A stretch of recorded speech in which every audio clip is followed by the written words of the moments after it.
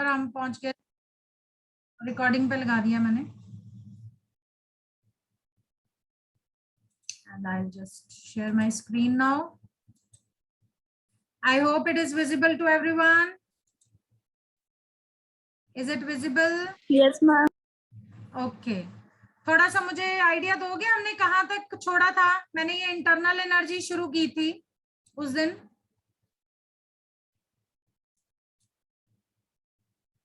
हाँ जी, हाँ, राइट। सो ये जो बोल्ट्जमैन्स कांस्टेंट होता है के, actually it is universal gas constant divided by Avogadro's number.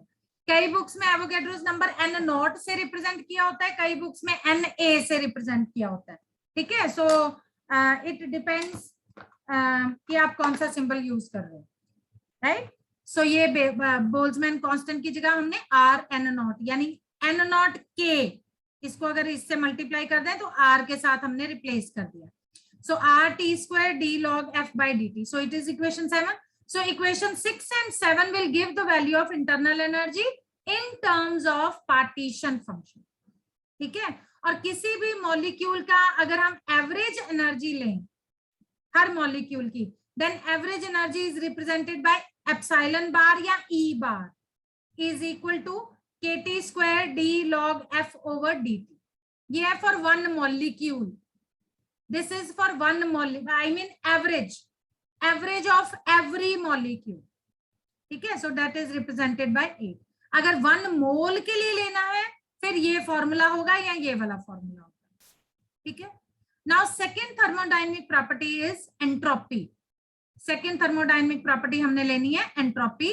Entropy को हम रिप्रेजेंट करते हैं, डिनोट करते हैं विद एस।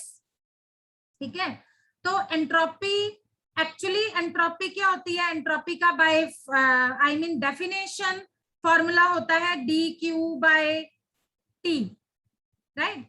सो अगर एक और तरीके से हम एंट्रोपी को रिप्रेजेंट कर सकते हैं। So entropy is given by this formula, S is equal to n k log f plus k beta e।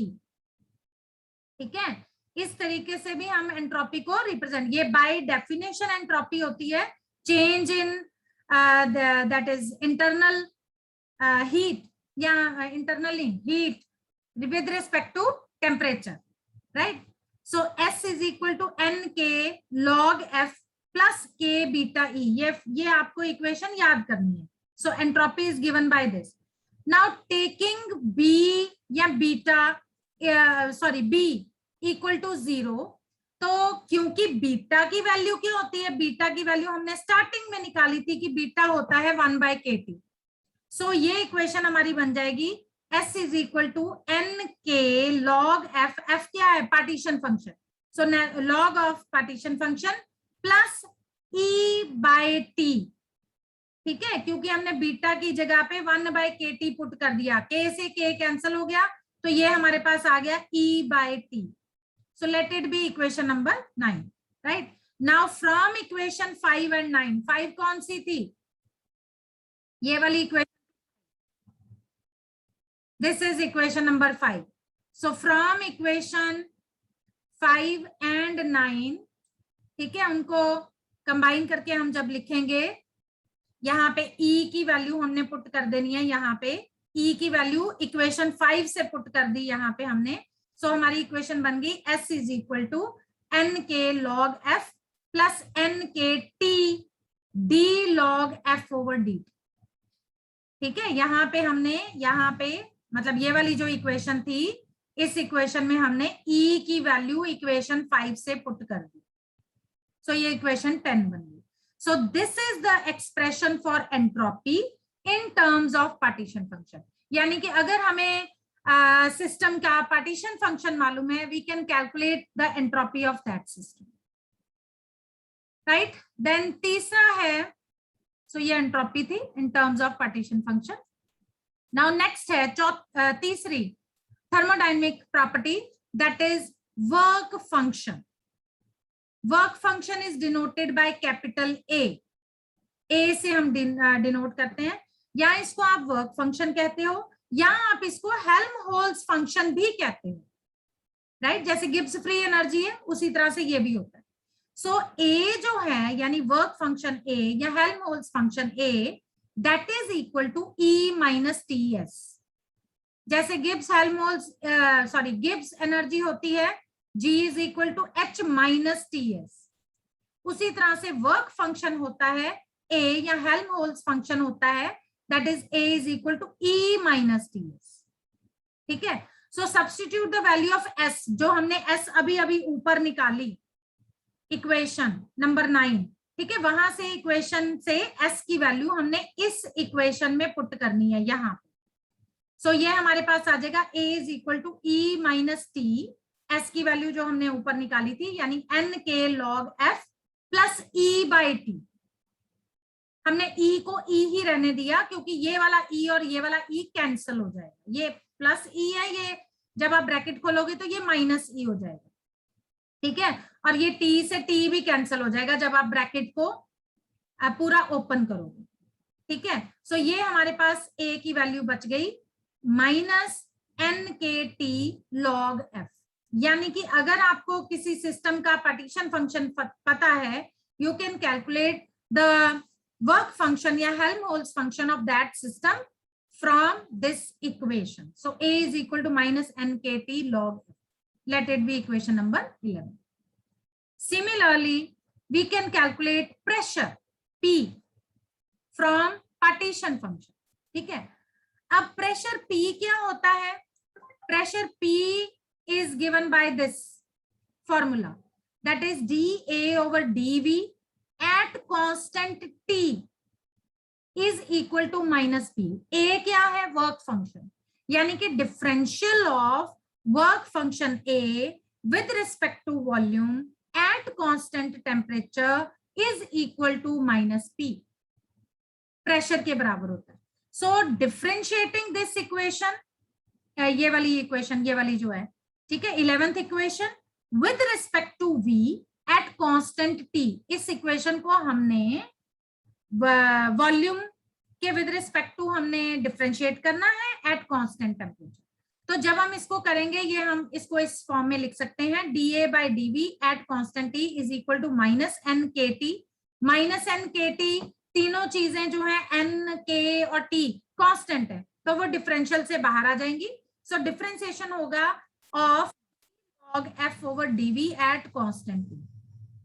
ठीक है, ये वाला एक्सप्रेशन क्या है? ये वाला एक्सप्रेशन प्रेशर के बराबर है, तो आप यहाँ पे माइनस पी पुट कर दोगे और ये इक्वल टू माइनस एन के T D log F by D V at constant T है। ठीक है, माइनस माइनस कैंसिल हो जाएगा, राइट, और ये हमारे पास आ जाएगा P is equal to N के T D log F over D V at constant T. So by using this equation, अगर आपको पार्टीशन फंक्शन पता है, उस सिस्टम का टेम्परेचर पता है, you can calculate the pressure of that system. So let it be equation number 12. ठीक है, इसी तरह से हम पांचवी थर्मोडायनेमिक प्रॉपर्टी भी कैलकुलेट कर सकते हैं अगर हमें पार्टीशन फंक्शन मालूम हो। सो पांचवी थर्मोडायनेमिक प्रॉपर्टी है हीट कांटेंट कहते हैं इसको, या आप इसको एंथैल्पी कहते हैं। It is denoted by H. So heat content या enthalpy which is denoted by H। ठीक है, और एंथैल्पी किसके बराबर होती है? एंथैल्पी होती है E प्लस PV, है ना। ये हम लोगों ने थर्मोडायनेमिक्स वाला जो चैप्टर था +1 में, वहां से हम लोगों ने ये पढ़ा हुआ है और ये एक्सप्रेशन भी हमें आता है कि एंथैल्पी जो है it is the sum of internal energy and pressure volume work, right. So enthalpy is equal to internal energy plus pressure volume work, right, PV। So E की वैल्यू हमने अभी ऊपर कैलकुलेट की थी in terms of partition function, ठीक है, और P की वैल्यू भी अभी हमने ऊपर कैलकुलेट की है, इसकी इक्वेशन भी निकाली है in terms of partition function. So दोनों की वैल्यू इस इक्वेशन में पुट कर दीजिए, E भी और P भी। So H is equal to N के T square D log F over D T plus P into N के T D log F over D V at constant T. ये दोनों वैल्यूज हमने ऊपर जो इक्वेशन सॉल्व की हैं इन टर्म्स ऑफ पार्टीशन फंक्शन, वो वैल्यू पुट कर दी। दोनों में एक चीज कॉमन है, दैट इज NKT। NKT यहां भी आ रहा है, NKT यहां भी आ रहा है। हमने क्या किया, हमने इसको बाहर निकाल लिया, कॉमन निकाल लिया। सो ये हमारे पास आ जाएगा अंदर, ब्रैकेट के अंदर आ जाएगा एक टी, क्योंकि हमने सिर्फ एक टी कॉमन लिया, into D log F over D T plus V D log F over D V at constant T. ठीक है, राइट। अब इसको हम रीराइट कर सकते हैं, ये वाली जो चीज है ना, इसको हम रीराइट करके इस फॉर्म में लिख सकते हैं। सो हमने इसको लिख लिया D log F over D log T. ठीक है, क्योंकि dt by T is actually equal to D log T, यानी डिफरेंशियल ऑफ लॉग टी होता है 1/t। I hope it is clear. Yes ma'am. ठीक है, सो लॉग x होता है 1 यानी डिफरेंशियल ऑफ लॉग x का differential with respect to x होता है 1/x। तो उस हिसाब से है ना ये। ठीक है, तो हमने इसको रीराइट करके लिख लिया, क्योंकि dt बाई टी होता है D log T, dv by V होता है डी लॉग वी। तो हमने इसको रीराइट करके लिख लिया D log F over D log T plus d log F over D log V. So ये हमारे पास आ गई बेटा equation for enthalpy in terms of partition function. ठीक है, so let it be equation number 13। So ये equations आप लोगों ने याद करनी है। ठीक है, नेचुरली ये डेरिवेशंस भी आती हैं। देन 6वीं थर्मोडायनेमिक प्रॉपर्टी है फ्री एनर्जी, जिसको आप गिब्स फ्री एनर्जी भी बोलते हो, फ्री एनर्जी या Gibbs free energy. So Gibbs free energy is G is equal to H minus TS, enthalpy minus temperature, product of temperature and entropy. ठीक है, अब हमने H भी ऑलरेडी निकाल लिया है, ये वाली इक्वेशन 13।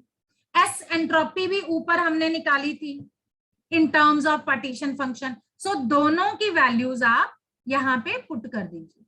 ठीक है, एंट्रोपी की इक्वेशन थी नंबर 10। ठीक है, H की अभी अभी हमने ऊपर निकाली है, equation number 13। So substitute the value of H and S from equation 13 and 10। तो इस इक्वेशन में हमने पुट करनी है, ये आ जाएगा G is equal to NKT।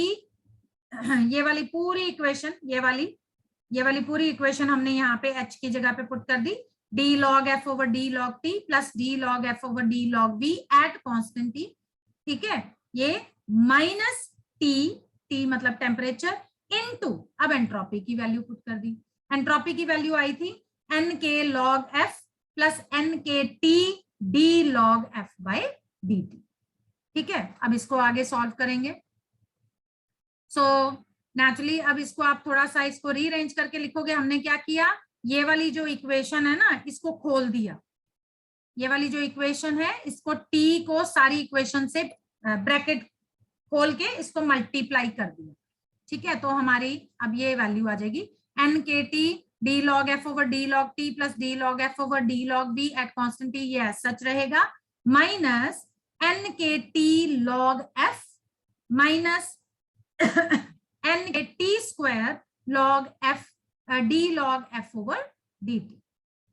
ठीक है, राइट। अब हम इसको थोड़ा सा रीअरेंज करके लिखेंगे। ये जो टर्म है आपकी minus KT square d log f over dt, ये एक्चुअली इक्वल टू है minus NKT d log f over d log t। ठीक है, हमने क्या किया, ये जो t स्क्वायर था ना यहाँ पे, इस t स्क्वायर में से एक t को हम नीचे ले आए, 1/t कर दिया। तो 1/t जो होता है ना, उसको आप इस तरह से लिख सकते हो ना, d log t, because differential of log t is 1/t। ठीक है, तो उसको हमने इस फॉर्म में लिख लिया, राइट। ठीक है भाई, तो नेचुरली ये वाली टर्म जो है NKT log f में से माइनस NKT जो है, ये इसके साथ कट जाएगा। ठीक है, तो हमारे पास ये आ जाएगा G is equal to NKT d log f over d log v at constant t। ठीक है, माइनस log f। राइट, ये वाली टर्म यहाँ पे ये देखो, ये log t वाली टर्म और यहाँ पे भी log t वाली टर्म, ठीक है, ये कैंसल हो गई और इन दोनों में ये n जो है वो कॉमन है, वो बाहर निकाल लिया और ये वाला जो हमारी वैल्यू है ये इस वैल्यू के साथ कट गई, तो हमारे पास सिर्फ रह जाएगा nkt और अंदर रह जाएगा d log f over d log b eight constant t minus log f, ये रह जाएगा। आई hope it is clear, I hope it is clear, clear है? Yes, ma'am. ओके, ठीक है। सो this is the equation two calculate gives free energy in terms of partition function, so let it be equation number 14, ठीक है। इसी तरह से हम calculate करेंगे हीट कैपेसिटी, राइट। अब देखो ये सारे टर्म्स जो है ना एक दूसरे के साथ इंटरकनेक्टेड है, ठीक है। इंटरनल एनर्जी पता होनी चाहिए, उसके बाद अगर आप उसकी वैल्यू निकाल लेते हो फिर आप उसको एंथैल्पी में पुट कर सकते हो, गिब्स एनर्जी में पुट करते हो, वर्क फंक्शन में पुट करते हो, ठीक है। So they are these all thermodynamic properties are interconnected with each other, they have relationship with each other, ठीक है।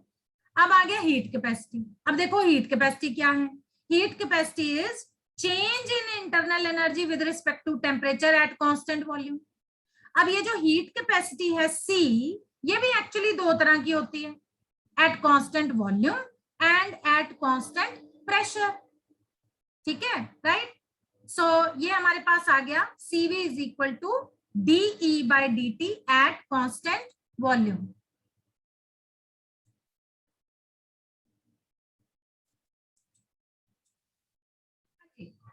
ठीक है। So heat capacity actually at constant volume दो तरह की होती है, at constant volume and at constant pressure, so that is CV and CP। अगर हम CV ले रहे हैं that means change in internal energy with respect to temperature at constant volume, ठीक है। तो जब आप इसको डिफरेंशिएट कर रहे हो, सॉरी किसको, इंटरनल एनर्जी को, इंटरनल एनर्जी था ना E वाला, ठीक है, इक्वेशन 5, राइट। सो उसकी जो वैल्यू आई थी आपने वो वाली value in terms of partition function जो इक्वेशन 5 थी उसको डिफरेंशिएट करना है with respect to temperature at constant volume. मैं आपको वापस फिफ्थ इक्वेशन दिखा देती हूं ताकि आप कंफ्यूज ना हो। ये रही fifth equation, this is fifth equation, this is internal energy जो हमने कैलकुलेट की थी in terms of partition function. अब आपने इस इक्वेशन को डिफरेंशिएट करना है with respect to temperature at constant volume. तो जब हम इसको डिफरेंशिएट करेंगे DE by dt at constant V is equal to differential of nkt square d log f over dt with respect to temperature, ठीक है। तो ये क्या चीज है, ये CV है। सो CV बस हमने क्या किया, इस चीज को CV के बराबर पुट कर दिया, क्योंकि CV क्या है, heat capacity at constant volume, that is change in internal energy with respect to temperature at constant volume. So CV लिख देंगे यहाँ पे, it is equal to nk जो है वो तो कांस्टेंट होता है, ये डिफरेंशियल से बाहर आ जाएगा। सो nk d by dt of t square d log f by dt at constant volume, ठीक है। So let it be equation number 15। इस चीज को आप रीराइट करके भी लिख सकते हो, ठीक है। इस चीज को रीराइट करके हम ऐसे लिख सकते हैं, nk की जगह हम r लिख सकते हैं, because nk is equal to r, या r is equal to k by, है ना, n नॉट था ना ये, राइट। सो nk की जगह पे हमने r लिख दिया, राइट। सो इसको रीराइट करोगे, इसका डिफरेंशियल करेंगे हम, ठीक है, t square d log f over dt, तो ये हमारे पास आ गया t स्क्वायर d2, क्योंकि ये भी डिफरेंशियल है और आप इसका एक बार और डिफरेंशियल कर ले हो, यानी कि ये डबल डिफरेंशियल हो गया। सो ये हो गया d2 log f by d1 by t whole square at constant volume. Is it clear? ठीक है भाई, ये एक्चुअली पता कैसे आएगा, ये एक्चुअली टू फंक्शंस हैं, this is first function and this is second function. क्यों भाई नॉन मेडिकल वालों, बताओ जरा।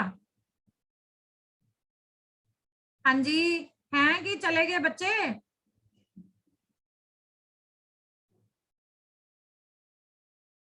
हैं, स्टूडेंट्स हैं क्लास में? Yes ma'am. Yes ma'am. तो बोल ही नहीं रहे हो आप। मैं ये कह रही हूँ ये नॉन मेडिकल वाले बताएं, नेचुरली इसका जब हम डिफरेंशियल करेंगे तो ऐसे ही करेंगे ना। ये फर्स्ट फंक्शन हुआ and this is second function. क्यों भाई? Yes ma'am.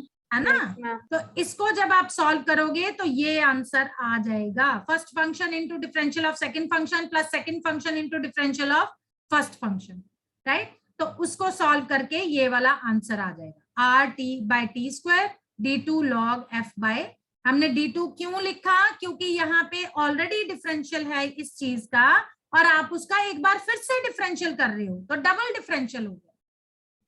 So by using this formula, we can calculate heat capacity at constant volume. I hope it is clear. चलो आगे। Yes ma'am. चलिए नेक्स्ट है एप्लीकेशंस ऑफ, ये बेटा सारी आ जाती हैं thermodynamic properties. Calculate thermodynamic property, internal energy, entropy, enthalpy in terms of partition function. ठीक है, तो इनको करना है याद, और पूरा पूरा ये 8-8 नंबर के क्वेश्चंस में आता है। नेक्स्ट है applications of partition function to monoatomic gases, very very important. ये बेटा जो मैं टॉपिक करवा रही हूँ ना, इस पे जितने क्वेश्चंस हैं ये अच्छी तरह से कर लो, ये आने ही आने, नो डाउट, क्योंकि हमारा ये टॉपिक ही बहुत छोटा सा है, इसी में से ये 5-6 क्वेश्चंस बनते हैं जो आने ही आने। ठीक है, so applications of partition function to monoatomic gases. ठीक है, पहला ट्रांसलेशनल पार्टीशन फंक्शन था, वो ऑलरेडी हम लोगों ने कर लिया। वो एज सच अगर आपको एप्लीकेशन आ जाती है पार्टीशन फंक्शन की लिखने के लिए टू मोनोएटॉमिक गैसेस, तो वो ट्रांसलेशनल पार्टीशन फंक्शन वाला सारा कुछ यहाँ पे भी लिख देना है। ठीक है, सेकेंड इज इंटरनल एनर्जी। ठीक है, मोनोएटॉमिक गैसेस की इंटरनल एनर्जी। ठीक है, तो इंटरनल, पहले ये बताओ what do you mean by monoatomic gases? Monoatomic gas कौन सी होती है? What is mono, what do you mean by monoatomic gas? हम जिसमें सिंगल एटम, हाँ, एक एटम वाली। Yes, which is made up of single atom. Yes, कोई example दो। Hydrogen is monoatomic, hydrogen gas, is it monoatomic? जल्दी बोलो बेटा, नहीं आता तो कोई बात नहीं, गलत बोल दो मैं उसको करेक्ट करूंगी। हाँ जी, तो हाइड्रोजन H2 में नहीं एग्जिस्ट करता। हाइड्रोजन जब हम बोलते हैं तो इट इज एक्चुअली H2, ये मोनोएटॉमिक, यस, डाई एटॉमिक है। मोनोएटॉमिक हीलियम, ठीक है, neon, argon, krypton, xenon, radon, ये नोबल गैसेस, या कोई भी ऐसी gas which is made up of only one atom, तो ज्यादातर ये नोबल गैसेस होती है। ठीक है, monoatomic, right? So monoatomic gases can be calculate, इनकी इंटरनल एनर्जी जो है हम डायरेक्टली कैलकुलेट कर सकते हैं as rotational and vibrational energies are absent.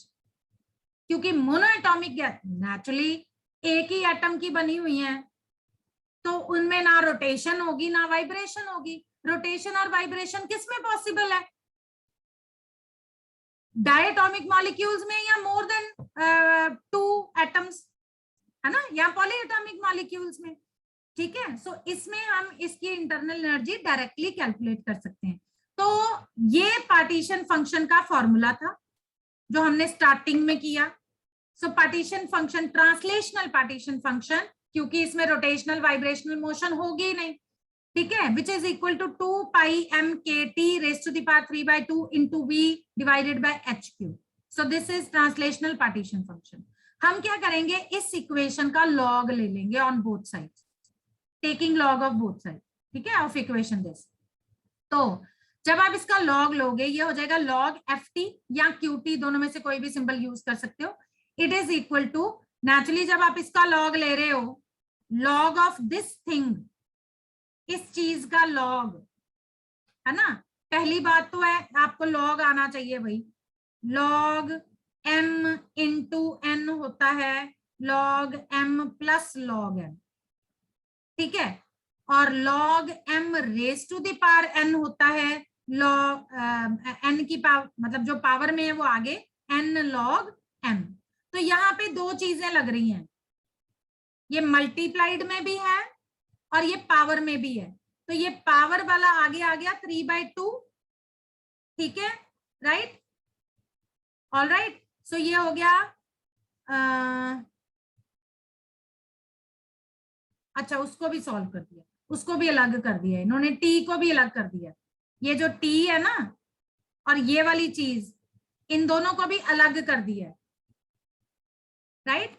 तो टी रेज टू द पावर 3/2 हो गया 3/2 log टी, प्लस ये पूरी चीज को जो कांस्टेंट है उसको उन्होंने अलग ही रहने दिया, यानी log 2 pi m k raise to the power 3/2 as such रहने दिया into v divided by h cube, यानी all these things are constant. तो वो पूरी कांस्टेंट वाली चीजों को उन्होंने अलग कर दिया, टी वाली टर्म को अलग कर दिया। आई hope it is clear. Yes ma'am. ठीक है, राइट। सो अब हम इसको करेंगे, ये वाली इक्वेशन जो है इसको हम डिफरेंशिएट करेंगे with respect to temperature at constant volume. तो ये आ गया हमारे पास d log f T by D T, 3 log t का डिफरेंशियल होता है 1/t, तो ये आ गया हमारे पास 3/2t, ठीक है। और नेचुरली इसका जो डिफरेंशियल आएगा, इसका कुछ भी नहीं आएगा, बिकॉज ये सारी चीज जो है इसका कांस्टेंट, हाँ ये कांस्टेंट है, कांस्टेंट है। हाँ ये सारा कांस्टेंट है, तो इसका वैल्यू 0 होगी, ठीक है। So let it be equation number 2, ठीक है। ऑल्सो इंटरनल एनर्जी किसके बराबर होती है, n नॉट kT स्क्वायर, इसके बाद कुछ है, हाँ n नॉट यानी Avogadro's number, k Boltzmann constant, t square d log ft by dt, है ना। Partition function, internal energy in terms of partition function ये थी, जिसको हम रीराइट कर सकते हैं E इज इक्वल टू, इसको हमने R ले लिया, R t square d log ft by dt, ठीक है। Therefore E is equal to R T square, क्योंकि ये जो चीज है अभी हमने कैलकुलेट की है, ये आई 3/2t, राइट। सो हमारे पास एनर्जी आ गई, it is equal to 3/2 RT, let it be equation number 3।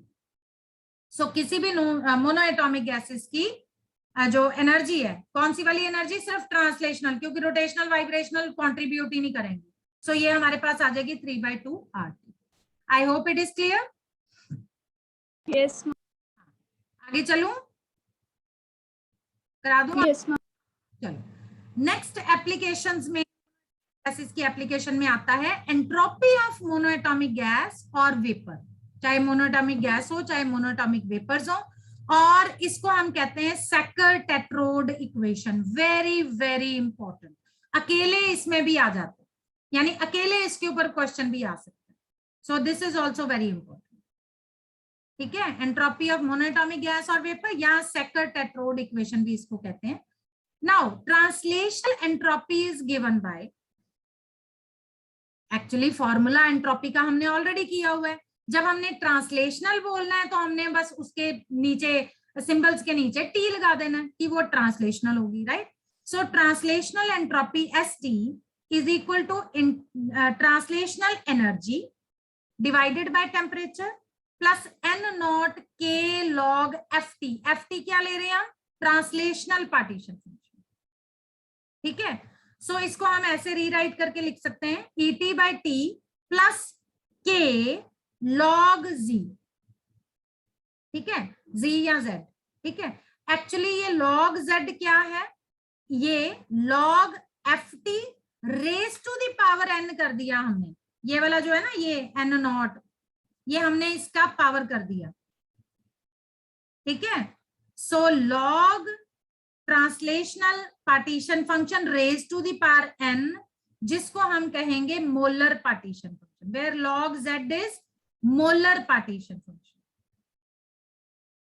Is it okay? ठीक है, Yes, ma'am. हाँ। अब हम इस पे नेचुरली इसकी वैल्यू पुट कर देते हैं। ये जो ट्रांसलेशनल एनर्जी की वैल्यू हमने ऊपर निकाली थी 3/2 RT, ठीक है, तो यहाँ पे हम ET की वैल्यू पुट कर देंगे। ET की वैल्यू हमने पुट की 3/2 RT, लेकिन नीचे भी T था तो T से T कैंसिल हो गया, रह गया 3/2 R plus N0K log FT की वैल्यू पुट कर देंगे। यहाँ पे FT की हमने यहाँ पे वैल्यू पुट कर दी,